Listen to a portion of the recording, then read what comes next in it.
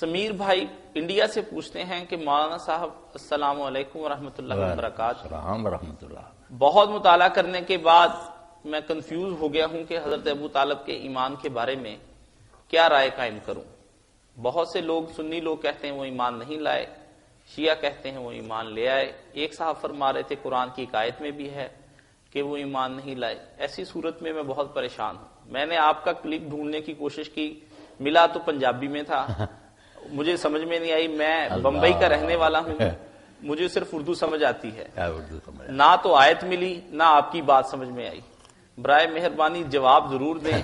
پہلے بھی 2 دفعہ سوال کر چکا ہوں.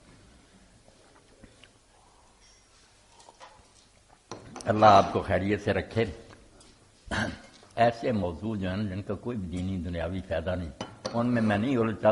باقی آپ نے چھیڑ دیا اور لوگ کرتے ہیں تو پھر کوئی نہ کوئی بات کرنی پڑتی ہے. ایک تو یہ ہے کہ ہمارے یہ شیعہ دوست ہیں نا، انہوں نے بلا ثبوت ہی عام لوگوں نے ان کا نام بنا لیا کہ ان کا نام جو تھا نا وہ یہ تھا عمران تھا، اور قرآن مجید میں بھی آل عمران ان کے لیے بالکل بناوٹی باتیں. آل عمران جو قرآن پڑھتا رہا آدمی پتہ چل رہا مریم کے والد تھے، خواب خبر ان کا نام تھا عبد مناف. یہی بات نا پھر علامہ مجلسی بھی لکھتے ہیں کہ کیوں کہتے عمران، کوئی ثابت نہیں. عبد مناف جو آپ کے حضور کے بھی دادا پردادا تھے وہی نام ان کا تھا.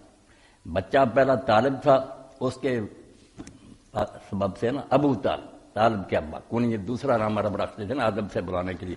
4 بیٹے ہوئے ہیں، طالب ہیں، جعفر ہیں اور علی ہیں، عقیل ہیں. 10 سال کا فرق ہے. ایسا اللہ نے کیا، پہلے 10 سال طالب کے بعد عقیل ہوئے، 10 سال بعد جعفر ہوئے، 10 سال بعد علی ہوئے.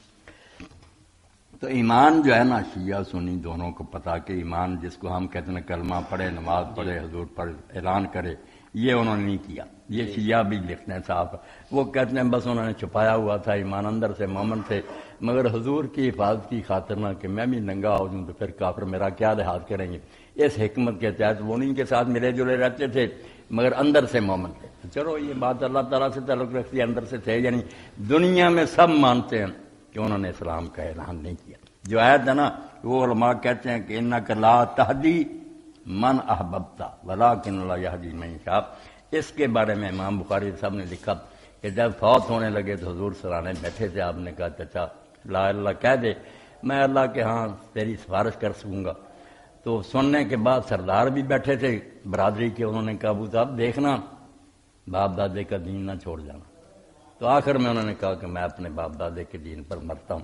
تو اس پر علماء کہتے ہیں یہ آیت نازل ہوئی کہ جس سے اتنی محبت تھی تجھے تو اس کو ہدایت نہیں دے سکتی. لفظ یہی انک لا تہدی من احببت، جس سے اتنا پیار تھا تو ہدایت نہیں دے سکتا. ولکن اللہ یہدی من یشاء، جس کو اللہ چاہتا ہے ہدایت دیتا. مدینہ سے لوگ آئے بیگانے، کلمہ پھٹ گئے.